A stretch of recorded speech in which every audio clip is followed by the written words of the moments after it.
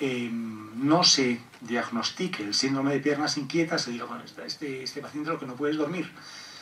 Luego le voy a dar un medicamento, un antidepresivo, como se dice normalmente, flojito y de estos que le hace dormir, mirtazapina. Y este fármaco lo que va a hacer va a ser no solamente no mejorar el sueño, sino aumentar el síndrome de piernas inquietas.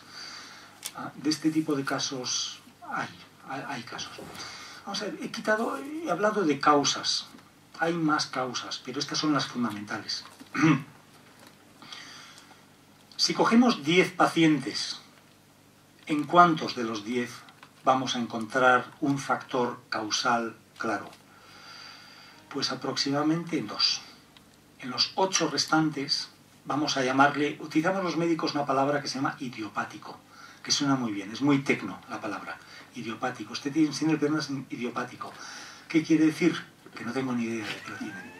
Idiopático quiere decir eso. Es un término que utilizamos mucho en medicina. Lo utilizamos en la hipertensión, muchos cuadros diferentes llamamos idiopáticos, cuando no tenemos ni idea de por qué se producen. Y en el síndrome de piernas inquietas hablamos de idiopático, o lo que es un poquito más sincero, decir primario. En estos casos, con mucha frecuencia, nos encontramos con que hay una causa genética. Vamos a ver, el síndrome de piernas inquietas, ¿qué tiene de genético? Sabemos en estos momentos, cada vez vamos sabiendo más. Aquí está habiendo un desarrollo espectacular. Y ojo, que de esto en algún momento acabarán apareciendo fármacos.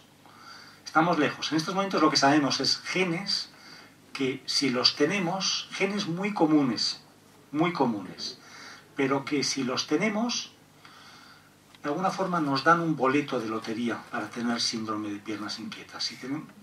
Hay en estos momentos 7 genes localizados. Tenerlos aumenta el riesgo de tener piernas inquietas. Simplemente aumenta el riesgo. Es como el colesterol para el ictus.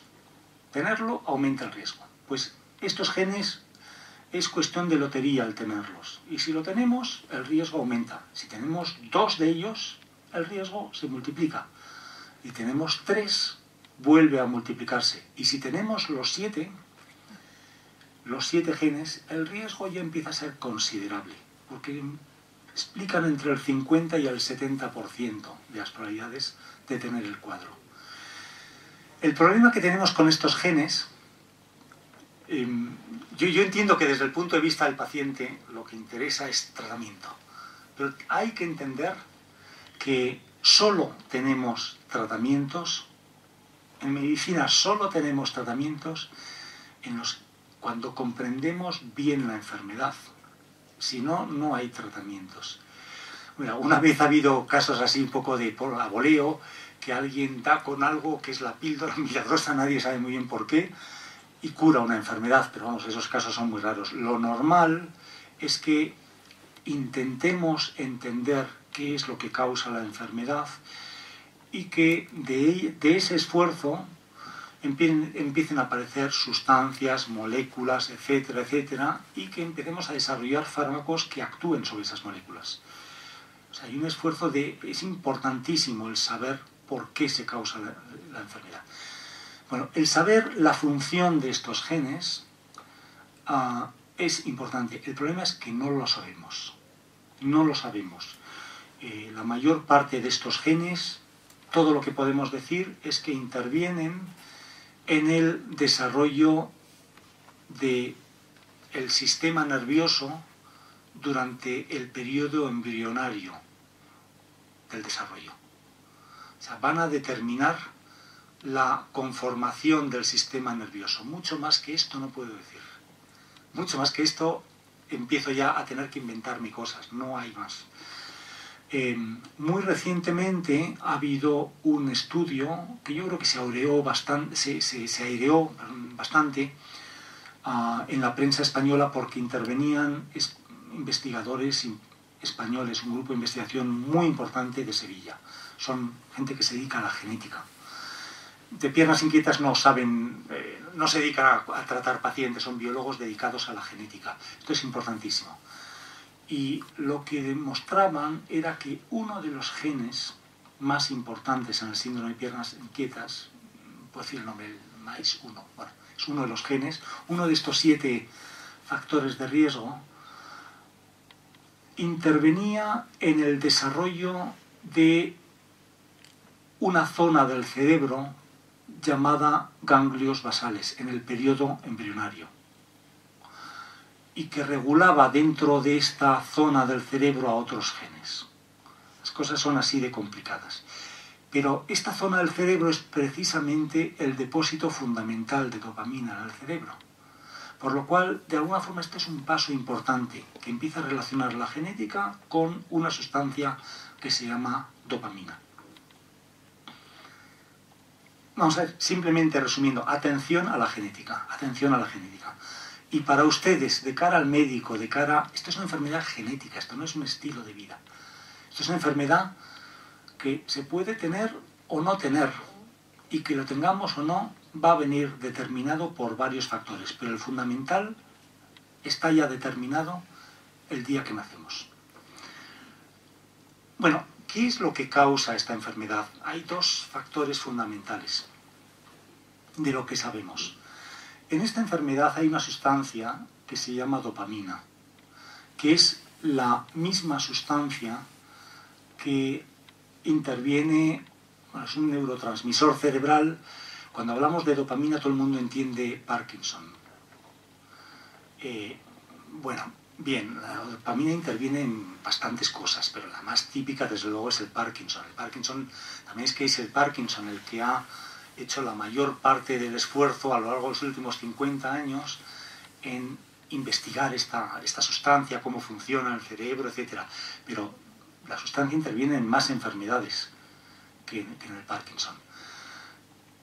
También interviene, aparte de en el Parkinson, interviene en la adicción, interviene en los circuitos de adicción. Ojo, porque es que lo vamos a relacionar luego con los fármacos. Bueno, esto es la dopamina. En el Parkinson lo que ocurre es que en el reservorio principal del cerebro, la zona que más dopamina contiene, las neuronas se mueren, degeneran. Y entonces en la fábrica de producción de dopamina, de repente, pues desaparece. Día a día van muriendo neuronas y ya nadie produce dopamina. Entonces, en algún momento, esto empieza años antes en el Parkinson, en algún momento el número de unidades productoras es tan bajo. Vamos a poner un ejemplo, una fábrica en la que se van muriendo los obreros. En un momento ya no habrá producto, ya no habrá coches. Si no hay obreros no va a haber coches. Sobre todo si no los reemplazamos. Y aquí no los podemos reemplazar. Y entonces en algún momento aparecen los síntomas del Parkinson. Pues lo que vemos, el temblor, la falta de expresión, el tipo de paso corto propio del parkinsoniano, la falta de energía, etcétera, etcétera. Pero esto es un proceso que comienza mucho antes. Pero lo esencial es que en el Parkinson estas neuronas se han muerto. En el síndrome de piernas inquietas no tiene nada que ver con ello. Las neuronas están perfectamente vivas, funcionando, etc. Y están ahí, están ahí. No hay muerte neuronal. No tiene nada que ver con el Parkinson esta enfermedad. No tiene, de hecho, nada que ver. Hombre, son 2 enfermedades frecuentes y es posible que alguien tenga las 2 a la vez. Sí, como se puede tener piernas inquietas y otras cosas a la vez, pero no es porque estén causalmente relacionadas. De hecho, probablemente en el síndrome de piernas inquietas el problema de la dopamina no está ocurriendo en la misma zona del cerebro. Esa zona está perfectamente. ¿Qué pasa con la dopamina en el síndrome de piernas inquietas? Voy a decir lo que sabemos. Lo que no sabemos ya es ya materia de especulación. Las neuronas, por algún motivo, en otra zona del cerebro, en otros circuitos de dopamina, las neuronas empiezan a producir dopamina a gran velocidad. Incrementan el ritmo. Es una fábrica que empieza a producir coches a toda velocidad. A toda velocidad. y se produce una situación de exceso de dopamina. Básicamente es este el problema. Se produce una situación de exceso de dopamina. Bueno, entonces alguien puede preguntarse, esto se puede documentar de diversas formas. ¿Por qué ocurre esto? Esto ya es materia de especulación, pero es posible que la falta de hierro cerebral acabe produciendo esto. De hecho, hay un experimento que es particularmente llamativo, que es cuando nosotros podemos coger ratones de experimentación y podemos en el periodo embrionario retirarles el hierro o administrarles unas sustancias que se van a absorber todo el hierro, quelantes de hierro, y crear un modelo, un ratón que en su periodo embrionario no tiene capacidad de fijación de hierro. Estos ratones tienen algo parecido al síndrome de piernas inquietas, simplemente eliminándoles el hierro en su periodo embrionario. Esto produce una serie de alteraciones cerebrales que acaba resultando en exceso de dopamina y falta de hierro. Ahora, alguien me puede preguntar, bueno, hemos oído toda la vida que el problema era falta de hierro. Pues falso, no es cierto. El problema es exceso de producción de hierro. Pero alguien me va a preguntar, ¿y entonces por qué utilizamos fármacos que lo que hacen es reemplazar al hierro, o sea, a la dopamina? Vamos a ver, si hay un exceso de función dopaminérgica, ¿por qué damos un medicamento que la sustituye? Es darle más de lo mismo, es regar el suelo mojado por la lluvia.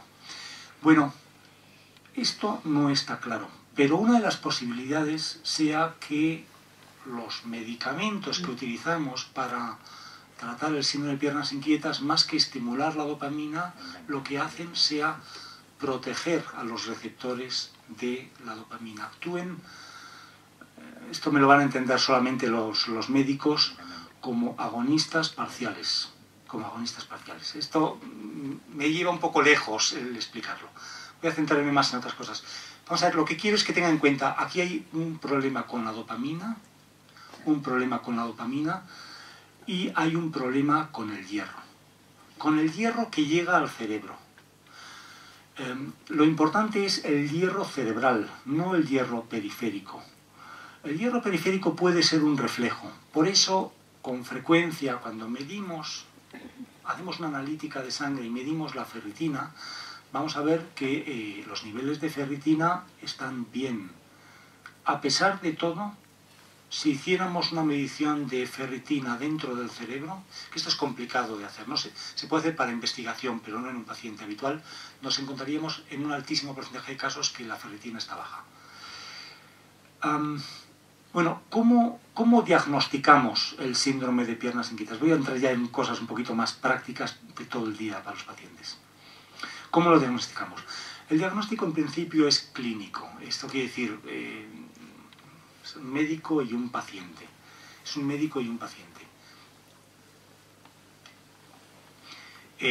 médico y una historia clínica. Son 4 preguntas que va a haber que hacerle al paciente. El paciente nos va a describir, en primer lugar, que tiene una sensación, vamos a ver, que tiene una necesidad de movimiento. Necesidad de movimiento, este es el criterio esencial, el más importante. Necesidad de movimiento, no porque tenga una molestia, no, es que simplemente tiene que mover las piernas. No es posible muchas veces describirlo más. Necesito mover las piernas. ¿Tiene usted pinchazos? No. ¿Tiene usted dolor? No. ¿Tiene usted sensación de hormigueo? No. ¿Nota calor? No. Simplemente tengo que mover las piernas. ¿Por qué tiene que moverlas? No lo sé.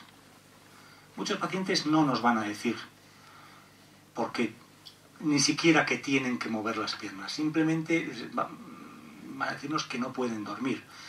Pero nos van a reconocer en último término que no paran quietos por la noche. Esta necesidad de movimiento va a ser en las piernas, no tiene por qué ser en paralelo, simétrico en las dos, puede ser alternante. Lo más frecuente es que sean las dos, aunque hay casos donde puede ocurrir solo en una de ellas. Y es en la porción inferior, por debajo de la rodilla. Lo típico es el territorio entre la rodilla y el tobillo, pero a veces fácilmente pueden estar afectados los pies también. Pero las zonas más distales queremos decir cuanto más lejos del tronco, las zonas más distales, o sea, de rodilla para abajo, son las zonas más afectadas. Y lo que el paciente siempre nos va a describir es una necesidad de movimiento. Esto puede ir asociado a molestias. Y esas molestias pueden ser tremendamente variopintas. Pueden ser pinchazos, hormigueo, calor, etc. Todo lo que he mencionado anteriormente. Pero eso puede ser. Desde luego, la necesidad de movimiento no es por las molestias. No es una cosa secundaria a la otra. En algunos casos, los pacientes pueden tener los brazos afectados. Y en los casos más severos pueden tener los brazos y el tronco afectados. Bien, este es el primer criterio. Segundo criterio. Todo esto ocurre en reposo. Si el paciente está quieto, los síntomas van a aparecer. Puede que tarden un poquito, pero aparecerán. Los síntomas aparecerán. Y de hecho nosotros utilizamos pruebas de precipitación, pruebas de provocación para detectar los síntomas. Una de las cosas que nosotros utilizamos más en el laboratorio, solemos ver siempre los casos más difíciles, pero una de las cosas que utilizamos en el laboratorio es, sobre todo en casos en los que el lenguaje no nos lleva mucho más lejos, es decir, bueno, vamos a verlo, y metemos al paciente en el laboratorio, le ponemos una serie de cables y decimos, esté quieto, intenta estar quieto si puede. Y en un momento empezamos a ver que pacientes que nos niegan que ellos necesitan moverse, empiezan a moverse. ¿Y por qué se mueve? Pues porque me aburro. Intenta estar quieto. Y vemos que el paciente realmente no puede estar quieto y empieza con sacudidas, una y otra. Y eso nos permite además verlo en vivo. Estas pruebas las hacemos mientras el paciente está despierto. Cuanto más tarde en la tarde, mejor, más fácil va a ser verlas. Pero lo vemos en vivo y le podemos preguntar al paciente incluso, ¿no me decía que usted no tenía necesidad de movimiento? ¿Y por qué se está moviendo en estos momentos? O sea, podemos interactuar con él. Esto es la ventaja de este tipo de pruebas de laboratorios, porque nos van a facilitar el diagnóstico. Lo contrario también va a ser cierto, que el paciente moviéndose nota un alivio, por eso se mueve. Con mucha frecuencia el paciente no es consciente de todo ello. Con mucha frecuencia va a ser el interrogatorio del médico, un interrogatorio analítico, el que va a permitir que el montar este rompecabezas, el darle sentido al rompecabezas. Es que el reposo acentúa la enfermedad. Pero no es solo el reposo, también es la hora del día. Cuanto más tarde, más probable. En muchos pacientes esto ocurre antes de ir a dormir o incluso en la cama. La cama coincide en dos factores, la hora del día, hemos dicho cuanto más tarde más probable, y el factor reposo. Los dos actúan en conjunto para producir los síntomas. Los pacientes más severos tienen síntomas ya antes. Muchos pacientes lo tienen durante la siesta. Los pacientes que no duermen la siesta o que no paran para comer no suelen notarlo. No porque no tengan la enfermedad, sino porque están permanentemente en movimiento. Solo lo notan cuando en algún momento paran. El movimiento enmascara la enfermedad. Pero estos criterios, necesidad de movimiento en la porción más baja de las piernas, exacerbación de síntomas en reposo, alivio con el movimiento y aumento de los síntomas en la última porción del día y por la noche, son los que configuran la enfermedad. El resultado de todo ello es que no se duerme. La mayor parte de los pacientes, no todos, pero la mayor parte de los pacientes de piernas inquietas lo que nos van a contar es que no duermen. Es que esto les les llama la atención por qué no duermen. Y la noche de un paciente con síndrome de piernas inquietas puede ser una pesadilla. Puede ser realmente una pesadilla. De los pacientes severos, el 50% duerme menos de 5 horas. Y aquí estamos hablando de 5 horas reales. Estoy muy acostumbrado a tratar pacientes con insomnio. El paciente con insomnio también dice que no duerme. Esto es diferente. El paciente con insomnio tiene la percepción de no dormir. Ellos realmente con mucha frecuencia duermen mal. Pero ellos duermen. Ellos duermen. El paciente de piernas inquietas no duerme. Es la gran diferencia. Es la enfermedad en la que más déficit de sueño se produce. Es la enfermedad con mayor déficit de sueño. Vamos a ver, ¿y por qué estos pacientes? Los síntomas son al atardecer y por la noche. Y hemos dicho que se duerme muy poco cuando la enfermedad es severa. Entonces, si se duerme muy poco y los síntomas están concentrados en esa porción del día, bueno, por la mañana los síntomas son más leves. ¿Por qué los pacientes con piernas inquietas no se duermen durante el día? Porque realmente pacientes con síndrome de piernas inquietas, quizá alguno de ustedes me contradiga, pero síndrome de piernas inquietas que produzca exceso de sueño durante el día, no voy a decir que no sea posible, pero es raro. No, es raro. Y es más, si yo les hago una prueba de somnolencia, les pongo a dormir por la mañana, muy raramente, y digo muy raramente por cubrirme las espaldas, muy raramente alguien se va a dormir. Y no por los síntomas, no porque tenga síntomas, porque a esa hora hay una serie de horas que vienen a ser, a grosso modo, entre las 6 de la mañana y digamos las 12 de la mañana, en la que la enfermedad da una cierta tregua. En los pacientes más severos ya no da ni siquiera a esas horas una tregua, pero en los menos severos da un alto el fuego. Y ni siquiera a esas horas se puede dormir. Bueno, ahí podríamos explicarlo porque la enfermedad produce una situación de hiperalerta, de tal manera que no se puede dormir ni de noche ni de día.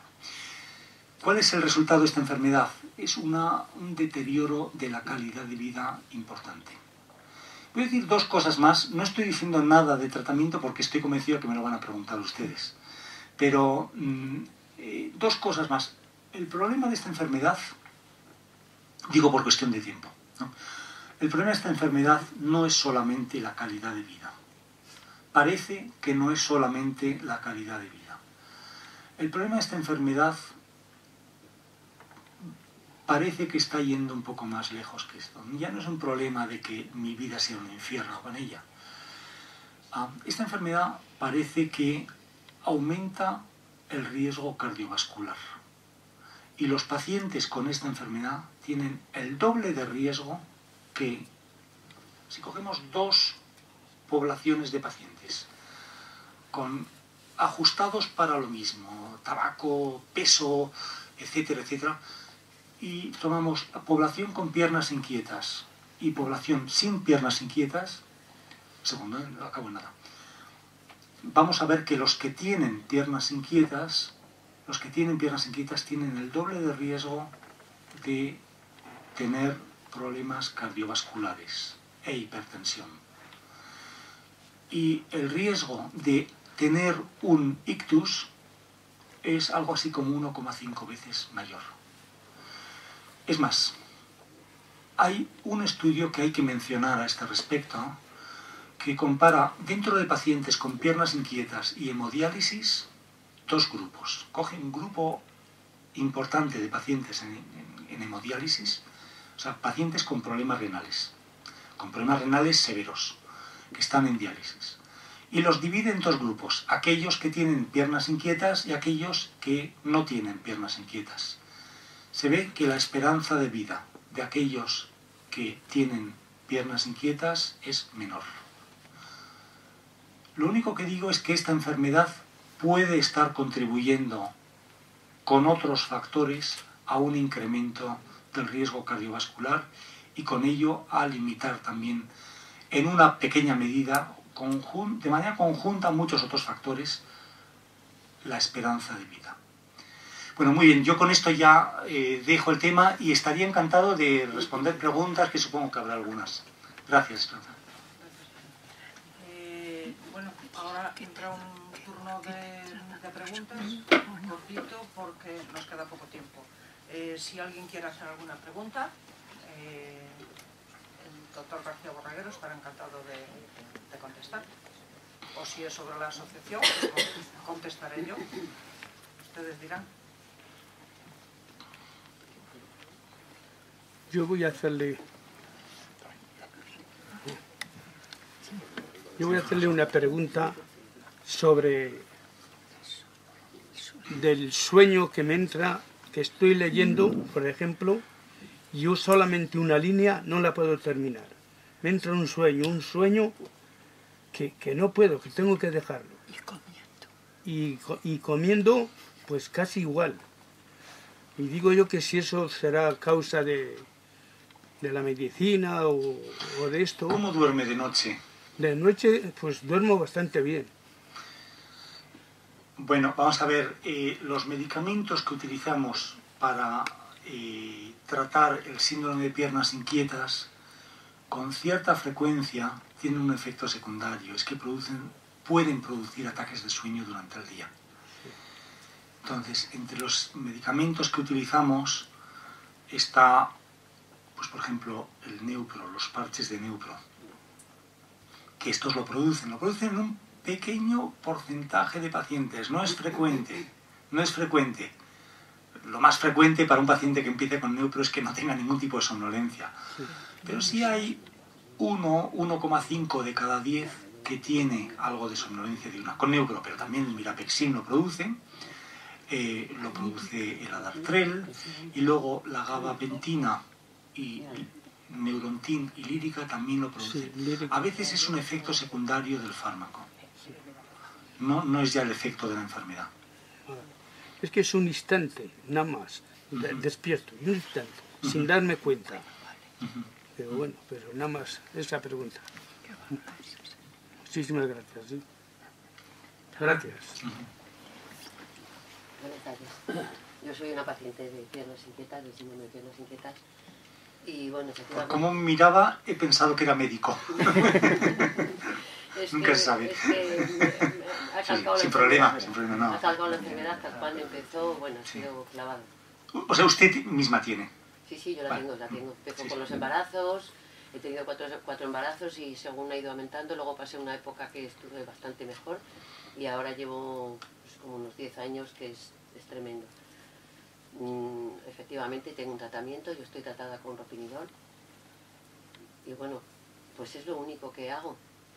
Durante el día a mí no me molesta para nada, excepto casos de estos que si estoy más de 3/4 de hora, 1 hora sentada ya no lo puedo resistir.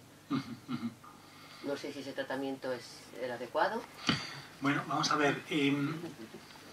Con los medicamentos que actúan sobre la dopamina, como el ropinirol, tenemos un problema. Y es que inicialmente son fármacos espectacularmente eficaces a corto plazo. Esto no hay la menor duda. Hay medicamentos que son más espectaculares a corto plazo incluso que el ropinirol, pero bueno, podríamos meterlo dentro del grupo. Pero con el tiempo van perdiendo eficacia. No solamente... Vamos a ver, hay dos tipos de situaciones en las que el medicamento pierde eficacia, en el sentido de esto que quiere decir, que la misma dosis produce cada vez menos efecto, con lo cual, ¿qué podemos hacer con ello? Pues subir la dosis. La respuesta típica es subir la dosis. Con ello compramos tiempo, porque inicialmente al subir la dosis vamos a producir un aumento de la eficacia.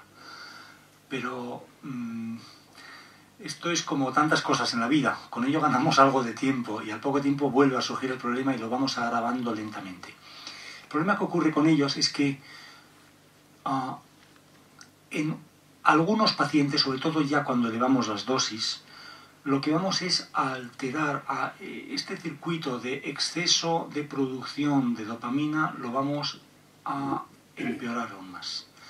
Y la enfermedad va a acabar siendo peor bajo el fármaco de lo que era al comienzo, antes de ser tratada incluso. con lo cual podemos estar agravando el cuadro. Este es un cuadro que se llama, en español no tiene una traducción clara, síndrome de aumento, síndrome de potenciación, o a veces se utiliza el término inglés que es augmentation.